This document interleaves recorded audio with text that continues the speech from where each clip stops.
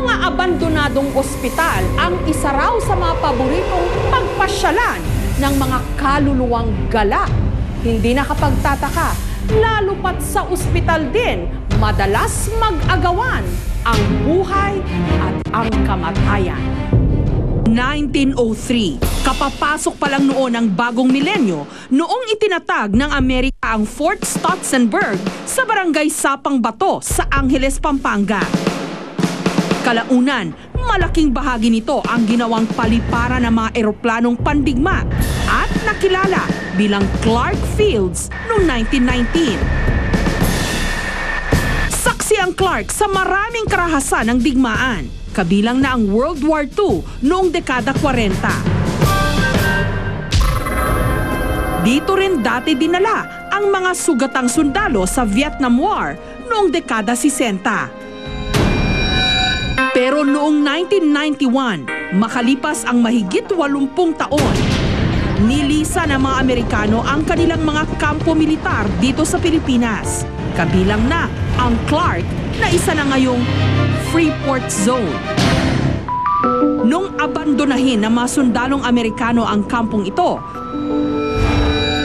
bukod sa mga lumang istruktura, tila kasamang naiwan ang di umano'y ilang nakapangingilabot na mga alaala.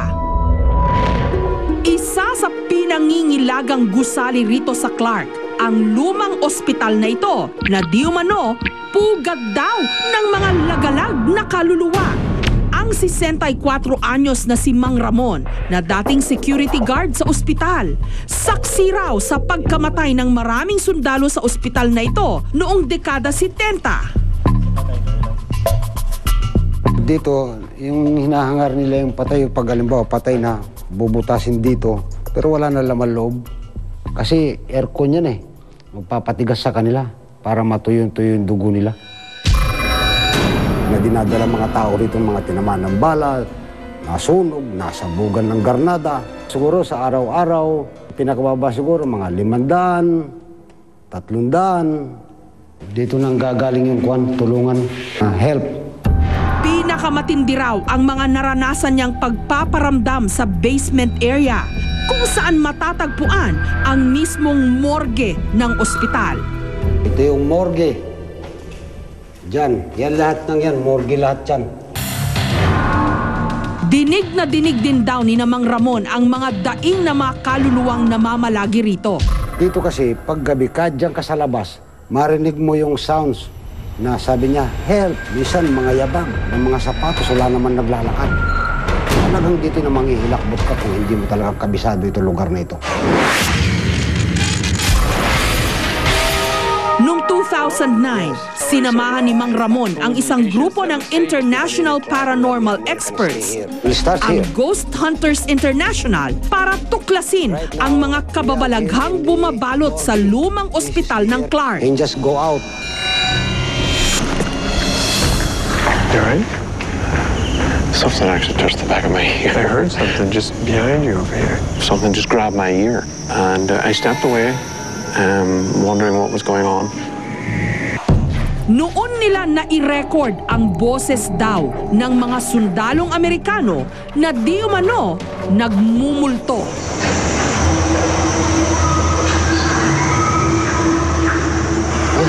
Yeah, that's what I heard. We're leaving one here. God. It sounds like it says, I'll take it. I understand you don't want to die.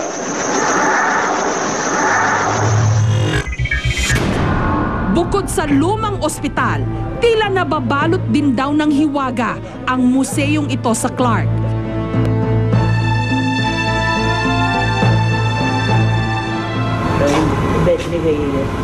Late President na katagal. Dito raw sila madalas makarinig ng mga yabag. Naanimoy mga yabag ng mga sundalo. Pagdating na daw namin niya ng umaga, may nakita na siyang malalaking bakas ng paa. May putik-putik pa daw. Hindi ko na makuhang matakot. Nandito kami eh. Ayon sa 90 anyos na curator ng museo na si Miss Seferina Yepes, maaring may kaugnayan nga raw ang mga nagaganap na kababalaghan dito sa mga sundalong Amerikanong na destino rito noon. This used to be a hospital in 1903. After a while, they decided dahil nagtayo na nga ng ospital dun sa Gawidon.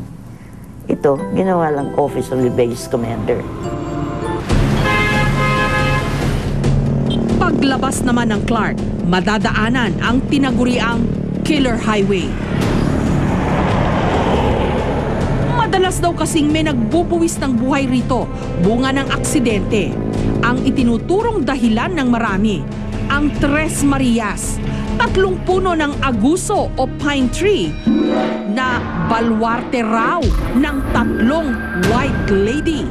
Ayon sa 73 anyos na si Lolo Juanito, madalas daw magpakita ng galit sa lugar na yon, ang Tres Marias. Minsan na rin daw naranasan ni Lolo Juanito ang ngit-ngit ng Tres Marias. Binabaybay raw nila noon ang kalsadang ito nung bigla raw magloko ang kanilang patrol service. Galing kami sa Babalakat. Pagkatapos dito, huminto. Bigla yung sinasakyan namin. Ginagano, bakit ano pa ko ito? Ang naisipan ng kasama ko yung driver, baka kanya mayroong tao rito hindi nakikita. Kaya naghinto ang sakyan namin. O anong gagawin natin?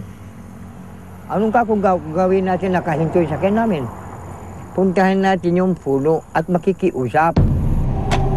Matapos daw nilang magpasintabi sa Tres Marias, umandar na raw bigla ang kanilang sasakyan. Pero nung tignan daw nila sa salamin ang kanilang likuran, nakita raw nila na sinisenyasan sila ng Tres Marias na bumalik. Puting ang suot. Ang sabi naman kasama ko, huwag mo niintindihin yun. Basta alis tayo. Umalis kami. Para hanapan ang kasagutan ng mga kababalaghang nangyayari sa Clark, isinama namin doon ang grupo ng paranormal investigator na si Jericho. Scattered yung entity dito, manifestation. Alat sila. Una kaming pumunta sa museo. May energy banda rito. At kanina ko pa siya napavibrate. So, try EMF be. Iba yung yung presence eh. Sa pamamagitan daw ng compass at EMF o electromagnetic frequency machine, di umano, matutukoy raw ni Jericho ang mga elementong nasa loob ng museo. Kung sino ka man at kung gusto mong tulungan ka namin, handa kaming tumulong sa iyo. Magalaw na yung compass mo. Habang nag-i-spirit questing sina Jericho, Umiyak. may nagpakita kay Miss Yepes. There's somebody following you, a man. Medyo maliit-liit ng konti ang katawan. Oo. Pero just about your height. Meron bang gusto magpaiwatig sa amin dito? Pero nung sinubukang kausapin ni Jericho ang di umano'y elementong nakita ni Miss Yepes, naging mailap daw ito. Meron. Kayang bang pagalagin itong cable na to? Sinasabi ng crystal pendulum ko na negative tayo dito. Sa area to.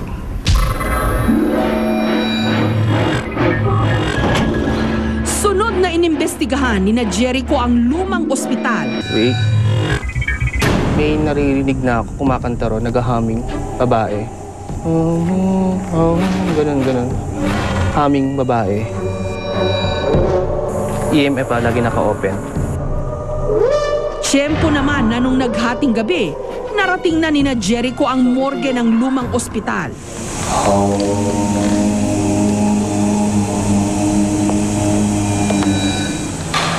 Just try to move the compass in front of us. Parang yapak siya. Maya-maya pa, biglang umikot ng mabilis ang kompas ni Jericho. Basti. Meron niya. Yung compass nakakarinig ng electromagnetic energies sa paligid niya. Kasi dapat lang to stable lang to Sa kalagitnaan gitna ng aming interview sa kanya, biglang nagalaw ang setting ng aming kamera at rumehistro sa tabi ng mukha ni Jericho ang tila imahe ng dalawang mukha ng tao. Ayun sila. Ang dalawang mukhang yan. So, mga mukhang ano sila, mga Vietnamese ngayon. Galing sila sa sa taas. Authentic to, no? Authentic to ng manifestation ng human spirit or soul. Authentic nating ghost. Kasi hindi to yung peke, no? Or peke. Kasi wala namang salamin yan doon. Wala.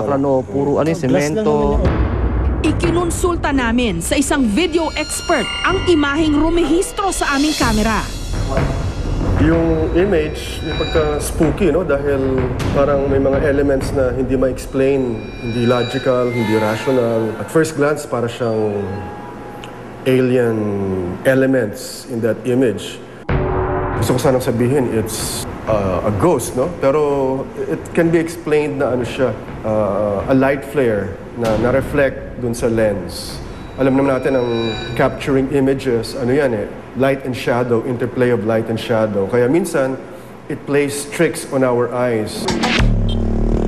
Samantala, para tuklasin ang hiwaga ng Tres Marias, isinama namin sa bahaging yon ng Killer Highway ang mga paranormal expert na sina Samara at Donald.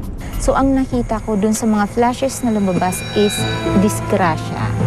Yung isa pinatay, yung isa talaga na disgrasya sa sasakyan. Kaya hindi ang puno ang may diferensya, kundi ang lugar mismo. Ang lugar ang naghahanap ng parang katarungan kasi merong tao na dito nakitlan ng buhay. Parang ang way niya kung bakit maraming na disgrasya dito is just because parang gusto niyang matulad din sa kanya. Ayon naman sa isang eksperto sa mga kalsada, mas malaki raw ang posibilidad na ang kurba ng kalsada mismo ang dahilan ng maraming aksidente rito. Walang mali physically. Ang mali yung implementation, lighting. Very inadequate yung lighting. So madilim na siya sa gabi, tapos ganun ka-sharp pa yung curve, tapos kung wala pa mga reflectors, mga ganun, talagang medyo deadly. Ang lagim na idinulot ng mga digmaan hindi nagtatapos sa panunumbalik ng kapayapaan dahil ang mga winasak nitong buhay hanggang sa dako pa roon, tila humihingi pa rin ng tulong at katarungan.